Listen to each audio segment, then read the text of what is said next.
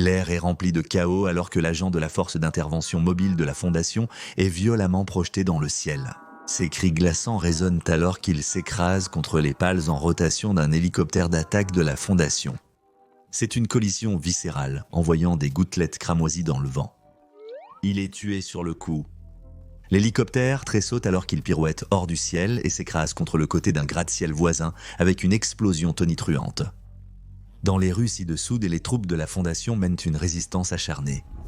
Hammerdown combat aux côtés des membres, des forces armées conventionnelles, de la garde nationale et de tous les policiers de rue assez courageux pour risquer leur vie. Leur armure brille sous les lumières d'une ville en flammes, leur armement lourd allant des fusils d'assaut aux tireurs d'élite en passant par les lance-roquettes.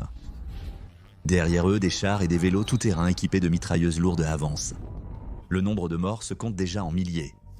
Si cette situation n'est pas maîtrisée rapidement, ils sont sûrs de déborder par dizaines et centaines de milliers et finalement, le de l'un, millions.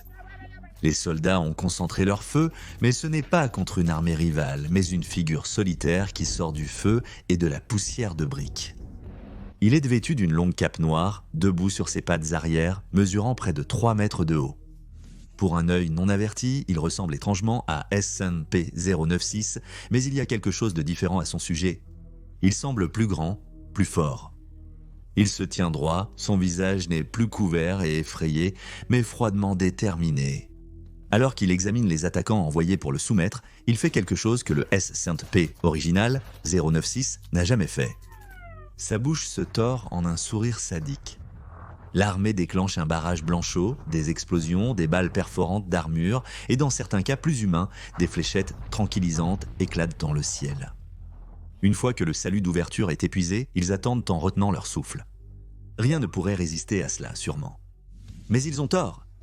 Quand la poussière se dissipe, il est toujours là, apparemment sans une égratignure. La seule chose qui est différente, c'est qu'il a maintenant quelques trous supplémentaires dans sa cape. Eh bien, dit-il d'une voix calme et profonde. Quelle belle fête de bienvenue que vous avez amassée. Permettez-moi de vous rendre votre gratitude de la même manière. Ce qui se déroule s'achève en un instant. Le monstre se redresse et fonce à une vitesse impossible, ses longs bras étendus. Il se faufile à travers les forces amassées qui, paniquées, retournent leurs armes les unes contre les autres.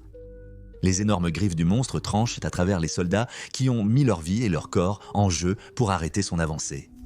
Bientôt, le sang recouvre les décombres.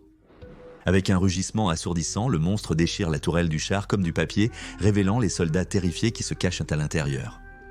Le sang gicle sur l'acier froid alors que le monstre se redresse, dominant la machine déformée. Il ajuste sa cape déchirée et trempée de sang avec un calme glacial. « Pensez que j'ai jamais eu peur du regard de ces imbéciles, dit-il avec un tsk. Bientôt, ils apprendront à craindre mon visage pour une raison différente, car je suis le nouveau dieu de leur monde. » Quelque chose virevolte depuis les hauteurs dans l'air, empli de poussière et de braise. Un morceau de papier, brillant et lisse, une photographie Polaroid. Le monstre la saisit avec des doigts étonnamment délicats et l'inspecte. Sur la photo, il voit un visage qu'il n'a pas vu depuis longtemps. C'est alors qu'il entend un son familier, qui a joué dans son esprit pendant un certain nombre d'années. Il se tourne avec un autre sourire ironique pour voir l'ennemi ultime se tenant à seulement une vingtaine de pieds. « Bonjour vieux ami, dit le monstre. Es-tu venu ici pour mourir ?» Juste 24 heures plus tôt, alors que beaucoup de ceux qui sont maintenant morts semblaient encore avoir une longue et heureuse vie devant eux, un complot d'infiltration de l'insurrection du chaos était en passe de tout ruiner.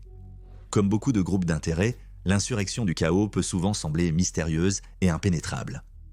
Autrefois loyal à la fondation SCP, les rangs de l'insurrection du chaos sont maintenant remplis d'anciens membres de sa force mobile d'élite, la main droite rouge. Ces transfuges sont plus que de simples combattants qualifiés, ils sont des arsenaux ambulants de brillance tactique et de connaissances internes, maniant les propres secrets de la fondation comme leur harpe la plus mortelle. Aucun ennemi ne comprend mieux que eux les systèmes complexes, les protocoles cachés et les faiblesses de la fondation. Certains d'entre eux utilisent cette connaissance pour servir le chaos lui-même, rendant le monde moins stable. D'autres ont une motivation bien plus simple, l'argent. Ils enlèvent des anomalies des sites de confinement de la Fondation lors de raids hautement organisés. Les anomalies les plus faciles à militariser sont vendues à des régimes de dictateurs dans les pays en développement, désireux de trouver un moyen de maintenir leur pouvoir. Pendant un moment, une anomalie que l'insurrection du Santaos était extrêmement désireuse d'ajouter à leur catalogue était SCP-096, le Garde timide. Il y avait plusieurs avantages à utiliser SCP-9 comme arme. Il est presque indestructible. Il n'est pas assez conscient pour résister aux ordres. Il a un taux de réussite de presque 100% pour tuer ses cibles. Mais il y a aussi beaucoup de risques impliqués. Toute personne qui voit son visage est inévitablement tuée, y compris ceux qui l'ont déployé s'ils arrivent à voir son visage par erreur. L'insurrection du Sandhouse a décidé de faire son mouvement et de sécuriser S-Cent P-096 pour une vente majeure, mais il fallait d'abord une certaine préparation. Leur plan était simple, infiltrer le site 19, obtenir S100 en P-096, puis le transporter à S100 en P-914, les horlogeries, où il pourrait être raffiné pour devenir une arme encore plus efficace. Ils n'avaient aucune idée des véritables horreurs que ce plan allait déchaîner. Le plan était en grande partie chirurgical. Des agents de l'insurrection du chaos ont infiltré la base, tuant gardes et chercheurs qui s'opposaient à eux. Ils ont rapidement trouvé le chemin vers la chambre sécurisée où SCP-9 était détenu. Ils ont engagé un bref échange de tirs avec les gardes postés autour de l'anomalie, mais leurs tactiques et armes supérieures ont prévalu, les laissant seuls avec le monstre. Le fait est que l'insurrection du chaos est presque aussi douée pour libérer les anomalies de leur confinement que la Fondation ne l'est pour les contenir. Leurs agents ont apporté des scies spéciales à pointe de diamant qui leur ont permis de découper facilement les murs métalliques du cube soudé éternellement autour de S100P-096. Ils ont détourné les yeux et jeté un sac sur la tête du monstre, le menant hors de la chambre avec une corde autour du cou. Dans l'installation, d'autres agents de l'insurrection du Sandhouse ont déjà sécurisé S-Cent-P-914.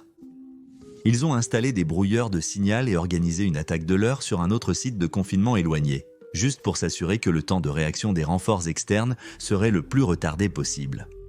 Il ne s'est pas écoulé beaucoup de temps avant qu'ils ne fassent entrer S-Cent en P-096 dans la cabine d'admission de S-Cent en P-914, tandis qu'un des membres les plus anciens du groupe d'assaut se tenait au panneau de contrôle. Le plan était simple, régler la machine pour combattre et obtenir une version raffinée du gars timide que tout despote autocratique qui se respecte voudrait ajouter à son arsenal. Cependant, le groupe d'assaut de l'insurrection du chaos avait commis une erreur fatale, sous-estimant la fondation SCP. Un groupe de gardes avait survécu à l'assaut initial et augmenté leur nombre à l'extérieur de la chambre d'essai.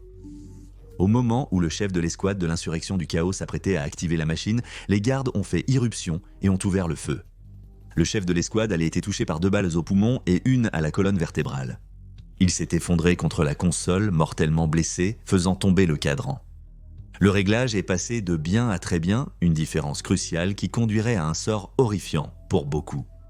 La machine a tremblé en s'éveillant, un vacarme mécanique. Une fois qu'il a déjà commencé, il est impossible de l'arrêter. Alors que l'échange de tirs se poursuivait, tout ce qu'il pouvait nous faire, Métiédas, était espérer que le pire des scénarios serait évité pour tous.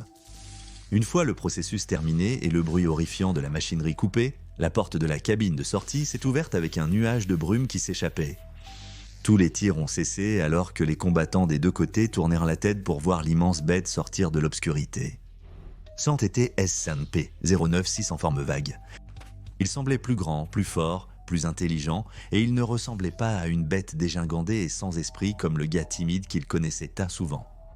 Non, il marchait droit sur ses pattes arrière, laissant supposer une sorte d'intelligence maladive que son ancienne incarnation n'a jamais possédée, et comme s'il essayait de le prouver de la manière la plus choquante possible, le monstre qui avait autrefois été S-Cent-P-096 s'est raclé la gorge et a parlé. « Vous devez m'apprendre à utiliser cette merveilleuse machine », a-t-il dit. « Je n'ai jamais été aussi bien. » Il y a eu un moment d'hésitation dû au choc. La créature pouvait parler ? Il ne semblait pas non plus se mettre en colère parce qu'on voyait son visage. C'était, cependant, un niveau profond et fondamental, S-Cent-P-096 avait été réellement modifié, mais cela ne signifie pas qu'il a été modifié pour le mieux. Ce qui a suivi ensuite est un massacre, en gros, comme on n'en a pas vu depuis le cracheur d'acide Zoom 0, aussi monstrueux. Que la nouvelle forme de S-Cent-P-096 a tué les gardiens de la Fondation et les insurgés du chaos de la même manière. Non pas parce qu'il le fallait, non. Non pas parce qu'il était poussé par une rage meurtrière, mais parce qu'il le voulait. Combien de décennies l'avait-il gardé enfermé, isolé, à mijoter dans sa rage et son autodétestation? Aucun de ces tristes petits humains n'a jamais essayé de l'aider, ni même tenté de le guérir. Des tentatives vaines pour l'emprisonner et l'éliminer. Froid, pas cruel. Quelle petite blague triste. Maintenant qu'il avait le plein pouvoir sur son esprit, il leur montrerait la vraie signification de cruel. Le monstre a rapidement détruit le site de confinement et envahi un centre de population voisin. Il a commencé à semer le chaos pour son plaisir malsain. Pendant ce temps, une salle de panique de la Fondation cherchait frénétiquement une solution. Des forces d'intervention mobiles étaient déployées de part et d'autre, alors que des solutions inhabituelles étaient envisagées. Libérer S100 P682 serait trop risqué, étant donné qu'une version non améliorée de S100 PCNE 096 a combattu le reptile plus difficile à détruire jusqu'à un match nul. Able et la boîte de Pandore seraient probablement tout aussi vulnérables aux attaques du monstre que tout autre humain.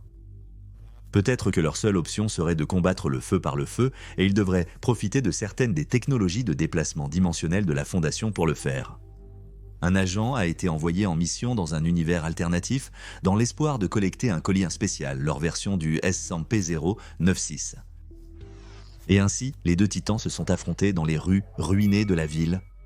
Le S-Cent ayant éhanté P096 original, extrait en dernier recours d'un autre univers, face au nouveau et amélioré S-Cent et en ayant P096 que les séants en Handlockworks avaient produit. Celui qui resterait debout déciderait du sort de la race humaine. Le premier 096 que, pour simplifier, nous appellerons simplement l'original, charge vers le monstre toute sa vitesse, sa force et sa fureur canalisées en une poussée infernale. Mais le monstre est intelligent et ne ressent pas la peur que les autres ressentent. Le monstre esquive la charge pleine de force de l'original, attrape ses jambes et le balance dans un bâtiment proche. Un grondement tonitruant résonne autour de la ville marquée par les cicatrices alors qu'une cascade de briques s'effondre, lui achetant quelques secondes. L'original est une créature guidée par l'instinct pur, infatigable, implacable. Avec un cri terrifiant, il se relance déjà dans la bataille avant même que la poussière ne retombe. Il sort en se balançant, montrant une force incroyable pour sa physionomie. Le monstre l'attrape par les poignets et le maintient en place du mieux qu'il peut, exerçant une force qui le pousse au sol. J'étais tenace, n'est-ce pas? Il dit, mais tellement stupide. Il entend un grondement en bas. Le monstre lève un poing et le rabat sur le dos de l'original. La bête sans esprit écrase le sol, passant à travers le système d'égout et dans le métro en dessous. Alors que l'original heurte les rails, momentanément étourdi, il se tourne pour voir une lumière vive venir vers lui, puis il est percuté par le train de 18h en direction de l'Est. Au-dessus, le monstre rit. Était-ce vraiment l'atout de la Fondation? L'affronter avec une version inférieure de lui-même? C'est incroyablement pathétique. Si c'était vraiment la meilleure résistance qu'il pouvait opposer après avoir tout essayé, alors sa domination sur ce monde était assurée. Où l'était-il? Consumé par des visions d'un monde remodelé à son image grotesque, le monstre ne remarque pas les tremblements sous ses pieds jusqu'à ce qu'il soit trop tard. Le sol explose dans un rugissement alors que l'original jaillit du béton. L'impact envoie le monstre voltiger dans les airs, le fracassant dans les restes effondrés d'un bâtiment proche, celui-là même marqué par les débris d'un crash d'hélicoptère. Un éclair de reconnaissance traverse les traits déformés du monstre et son sourire cruel revient. Il ne voit pas des décombres, il voit une opportunité. Alors que l'original se prépare pour une autre attaque, le monstre décide de se donner un avantage. Il atteint l'hélicoptère détruit à proximité et arrache l'une des pales de l'hélice renforcée, la maniant comme une épée improvisée. Lorsque l'original est inévitablement arrivé en bondissant, le monstre l'a tailladé, creusant une profonde entaille dans la chair grise de l'original.